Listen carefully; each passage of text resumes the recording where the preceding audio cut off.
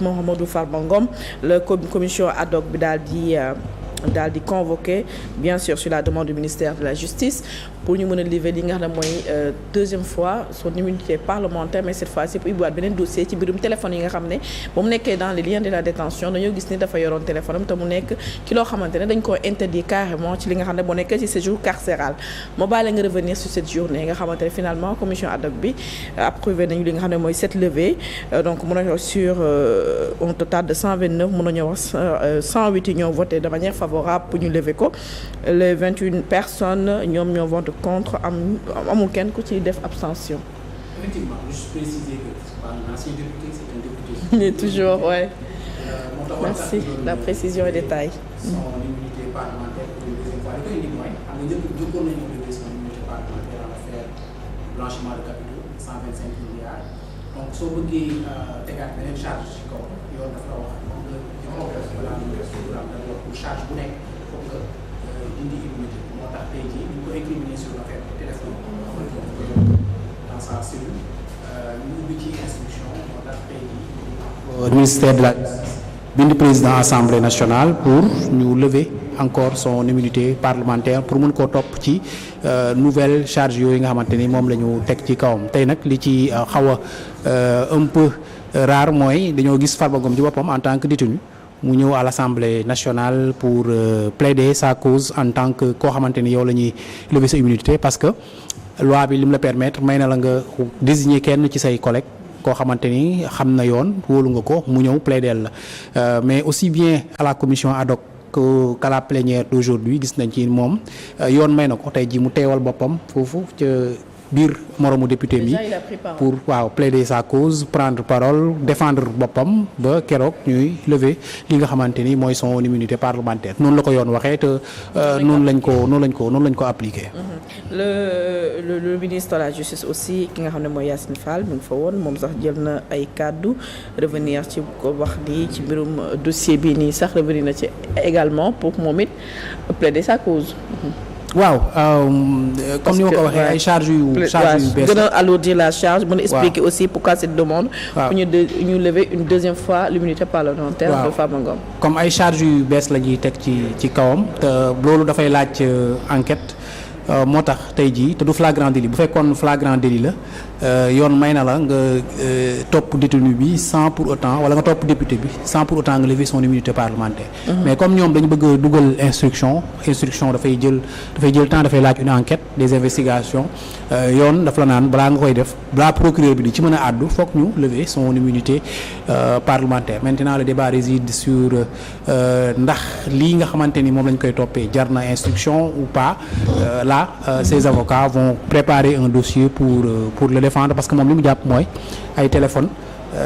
ci biir buñ ko fekkee ay téléphone ci biir sa cellule la responsabilité ne lui incombe pas mais ñi nga xamante ni tey jii ñooy garde pénitentiaire yi ak ñi fa dugal li nga xamante ni mooy portable parce que portable yi amul tànk te moom Farba biñ ko tegee loxo ba léegi peut-être amul accès ci portable yooyu ba koy mën a yor maintenant nag après comme levé nañ immunité parlementaire léegi nag procureur bi am na droit tey ji àddu ci li nga xamante ni moom mooy dossier boobu léegi dossier procureur bi nag mooy wax ci yan charge la koy toppee pour wax juge bi mu ubbi instruction ci dossier boobu. D'accord gis nañu tey tamit yeewu suba dañoo gis ne ministère des finances et du budget dafa amoon benn jéye bu fa amoon maanaam dafa doon tàkk heureusement sax les forces comment on dit les sapeurs-pompiers ont maîtrisé l'incendie donc si communiqué bi yan raison la ñu évoqué la cause de cet incendie à Yoba. Bon comme ñoom préciser wuñu exactement les causes de l'incendie peut-être court-circuit lay doon rek yooyu.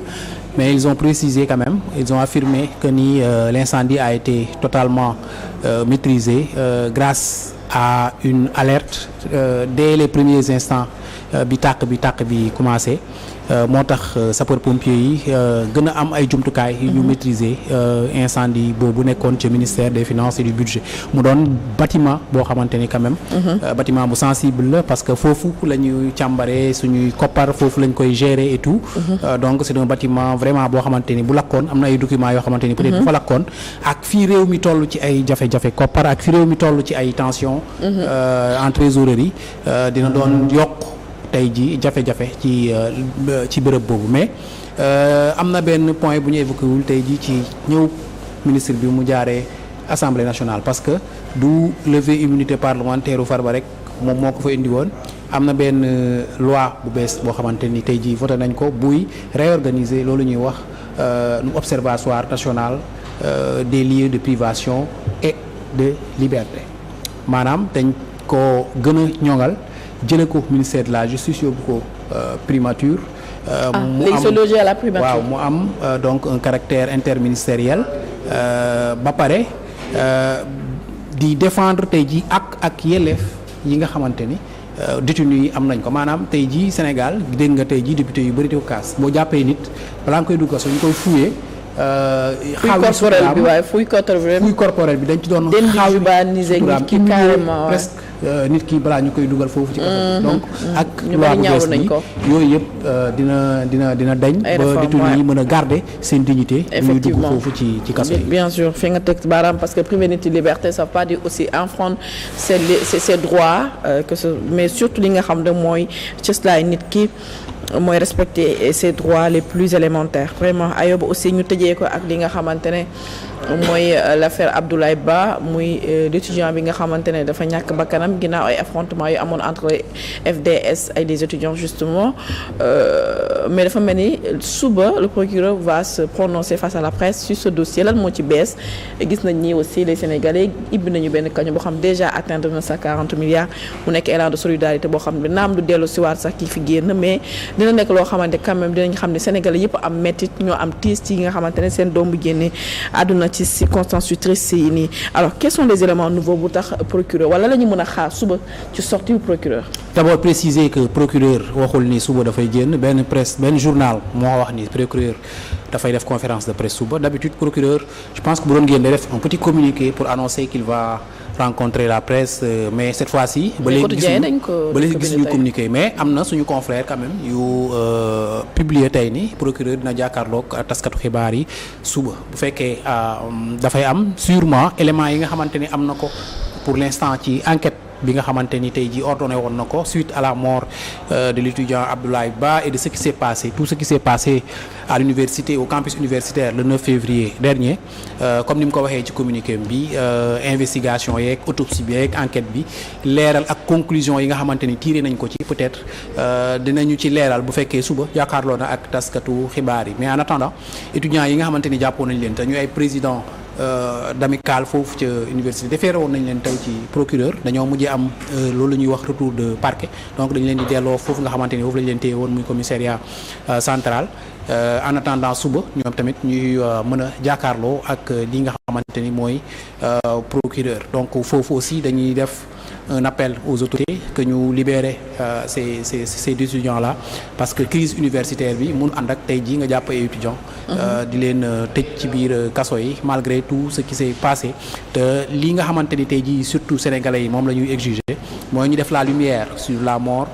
de ce jeune Abdoulaye Ba un étudiant de 21 ans boo xamante ni il a été arraché à sa famille brutalement te yaayam moom rek la yaakaaroon mu doon def deuxième année en chirurgie dentaire donc ñuy ñaan autorités yi ñu leen di sax exiger que ñu def la lumière autour de ce décès d'étudiants maintenant nag comme ni nga ko waxee au début ñu ngi remercier vraiment tous les Sénégalais pour leur élan de solidarité ci cagnotte bi nga xamante ni ubbi woon nañ ko mu tolloon ci 40 millions en l'espace de quelques jours gis nañ ni Sénégalais ils ont fait montre d'une solidarité et d'une compassion vraiment salutaire ba cagnotte bi sax mujj na dépasser 40 millions dem na 40 millions ba 100 et quelques mille donc l'objectif a été largement atteint ñu ci remercier encore une fois de plus tous les Sénégalais qui ont vraiment donné un peu de leur argent pour venir en aide